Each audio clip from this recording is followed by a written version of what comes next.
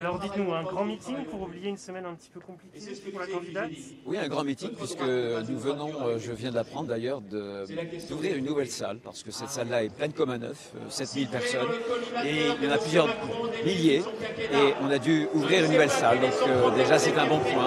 La mobilisation est réussie au-delà de nos espérances. L'enjeu aujourd'hui, c'est d'essayer de confirmer une place au second tour. On voit que dans les sondages, c'est un petit peu difficile. L'enjeu, c'est de battre Emmanuel Macron, mais l'enjeu, c'est de relever la France, de redresser la France.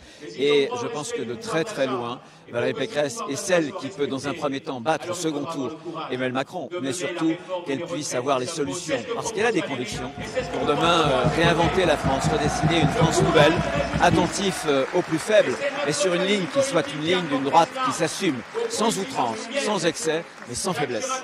On a vu qu'il y a eu quelques défections cette semaine, ça a jeté un trouble, il pourrait y en avoir d'autres selon vous? Non, non, mais vous savez, les médias nous en parlent, mais j'étais encore il y a quelques jours en Auvergne et je n'en ai pas entendu parler. Ça, c'est la chronique des faiblesses humaines à chaque campagne électorale.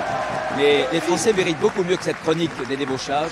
Ils veulent avoir des solutions encore une fois, pour que la France reste la France et pour qu'on puisse répondre à leur angoisse aussi du déclassement, de l'appauvrissement, pour eux, mais aussi surtout pour leurs enfants, pour les futures générations. Est-ce qu'il n'y a pas un risque, en voyant les trois candidats qui sont dans un mouchoir de poche, Valérie Pécresse, Marine Le Pen et Zemmour, que cette campagne, jusqu'au premier tour, se transforme en une primaire de la droite et de l'extrême droite officieuse? C'est pas un risque pour elle? C'est pas un risque. L'important, je pense, c'est qu'elle doit aller à la rencontre des Français.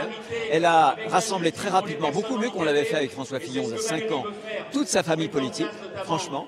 Elle a égrené des mesures et maintenant, il faut qu'elle dise aux Français qu'elle se fasse mieux connaître et qu'elle redonne du sens, qu'elle relie dans une vision de la France dans laquelle elle souhaite se projeter aussi le peuple français. C'est ça, maintenant, le nouveau défi qu'elle doit relever pour les 2 prochains mois.